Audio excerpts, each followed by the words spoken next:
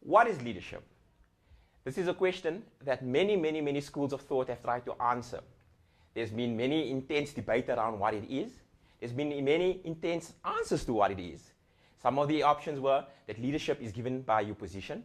Leadership is only reserved for those few people that are born with it.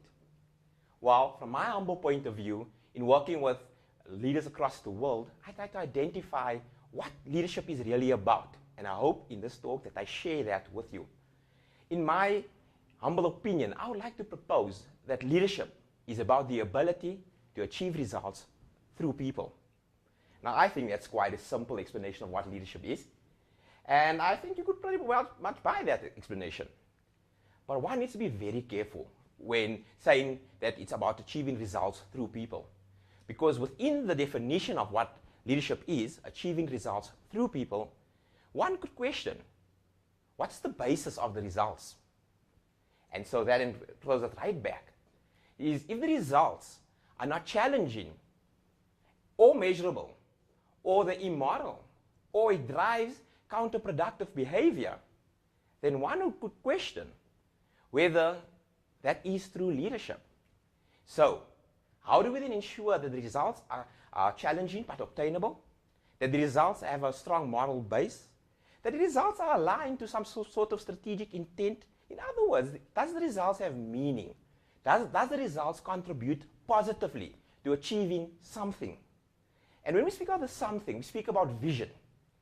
Every organization or individual is driven towards a goal by having a clear vision. And then the leaders have the ability to create a vision that speaks to your objective, but also in the same way articulates exactly what it is that you're hoping to achieve. And so if we just take 2 steps back, what makes a good vision? That in your vision, it should have a few components. I've just highlighted 4 of them. Is that if you want to have a clear vision, that the vision needs to speak to people's values and beliefs. It needs to be credible. It needs to be measurable. There needs to be an indicator of what success looks like. And most importantly, from my field of experience, is your vision must be able to enable you to tap into your potential and that it contributes to your development. I feel that if these elements are available or comes through in your vision, then the results that you are achieving is authentic. Which brings me to my point where I'm heading to, is that when I speak about leadership, I speak about authentic leadership.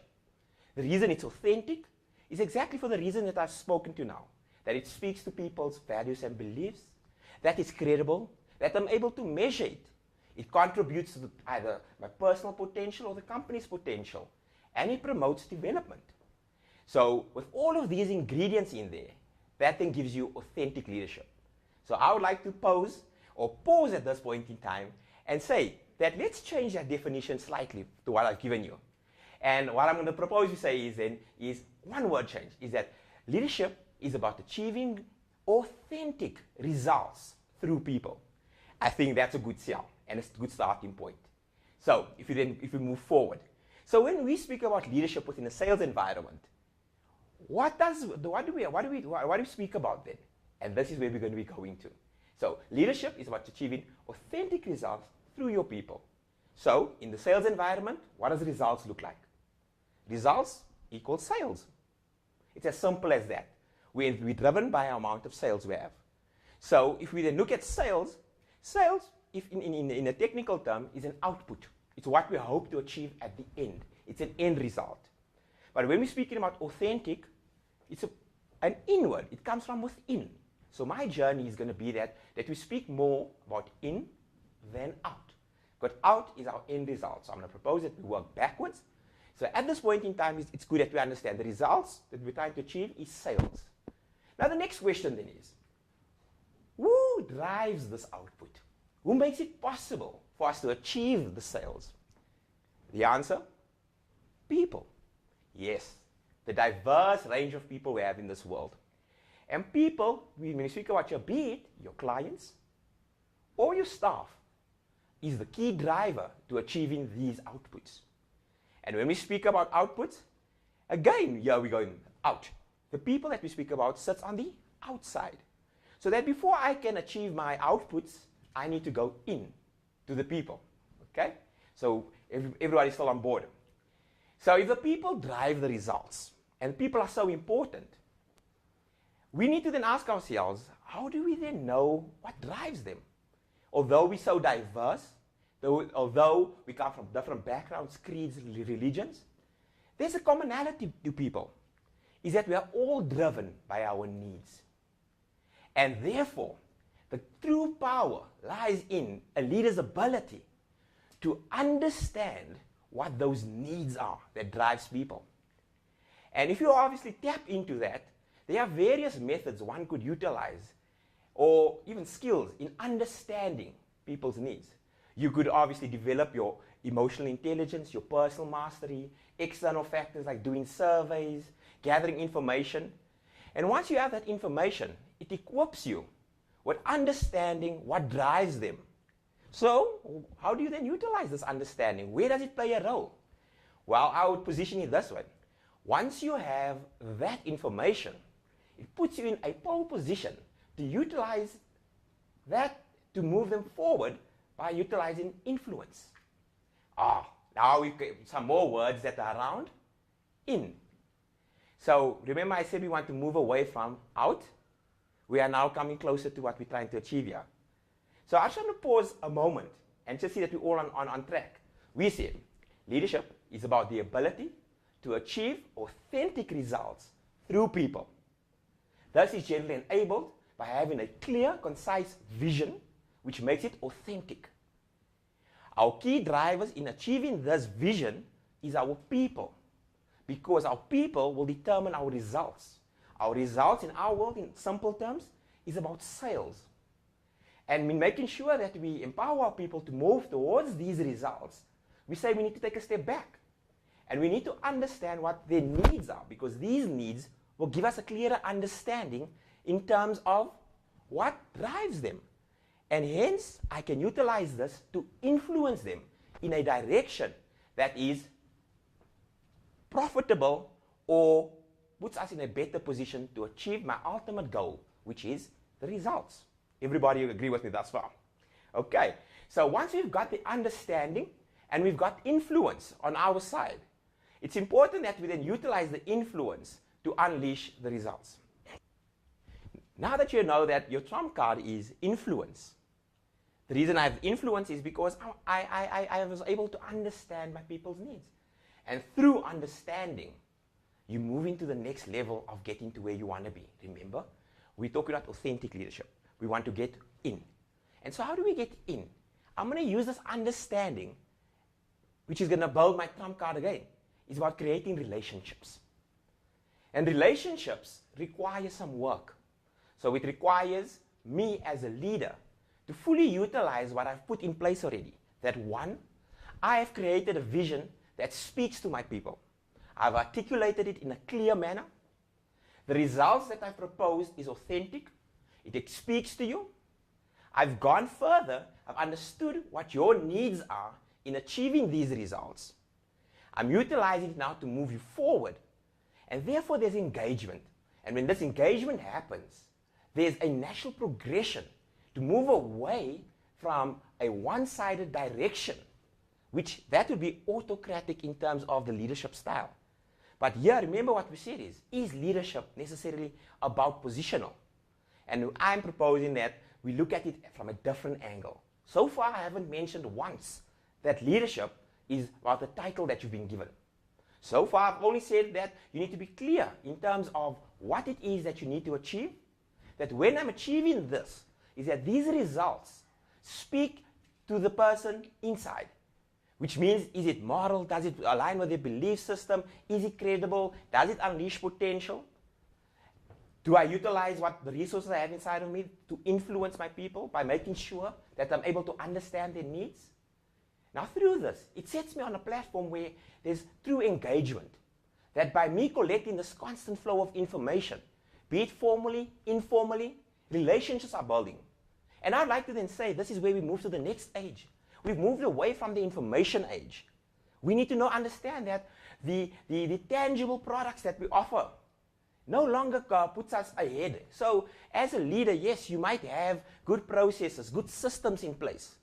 But if you don't have the ability for people to understand and connect with it, it becomes irrelevant because all our competitors have the same products and the same systems.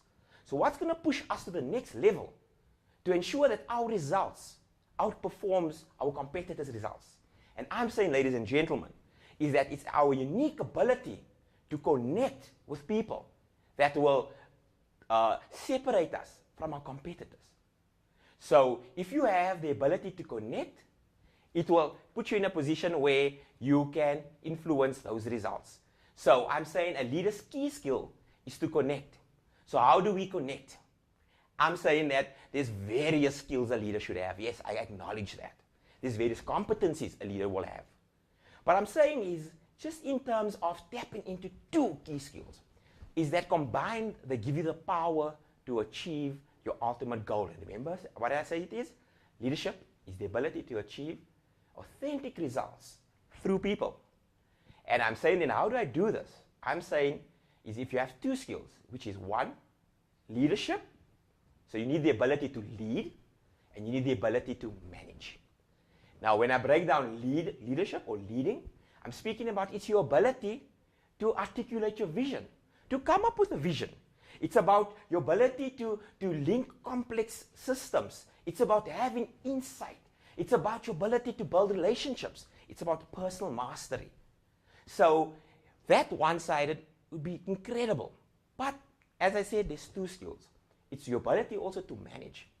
It's your ability to ensure that there's structure. That whilst I have the ability to articulate a vision, is that I provide my staff or my people or my clients with clear and concise steps on how I propose we achieve the vision. So it actually gives it some feet. Now, I'm not only seeing it, I'm giving them a vehicle to get to the vision. It's my ability to make sure that I have clear and concise processes. It's my ability to ensure that I have the appropriate resources to achieve the objective. Because remember, I said results should be challenging but achievable.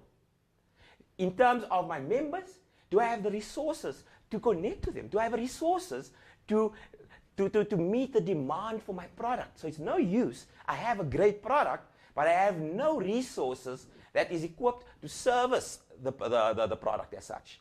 So in terms of our management, once I have a clear hold on this skill, you can see how the two complement each other. Ladies and gentlemen, I would then propose that if you were to then look at where leadership fits in sales, is I would say their key focus, besides me saying to you that you need to have a clear vision, you need to understand what your results mean, because your results are driven by your people, and these people have needs. And me tapping into understanding what those needs are will empower me to influence them into a space where I can build relationships. These relationships will give me the power to connect with them on a real basis, real-time feedback. And in doing so, it equips me to tap into either my leadership component, which is about visionary connecting, having the skills to articulate my vision, having the ability to put complex systems apart, sometimes even to unrelated topics. You will see if you have the leadership ability you understand where the two links together. In doing so, you also then tap into the more structured side where I'm able to tell you exactly how to get to the next step by providing you with clear processes, clear systems, clear goals and objectives. And in so, I am able to tell you how you measure them too. And ladies and gentlemen, by tapping into the power of these two skills, being leadership versus management, I feel that in terms of leadership in sales, is that it's not about position. It's about your ability to tap into the potential of these skills in any sphere. You can be a staff member, you can be a middle management member, or you can be an executive member. The opportunity for leadership within our sales environment presents itself on a day-to-day basis by us connecting. And I would thank you for the few minutes that you have shared with me.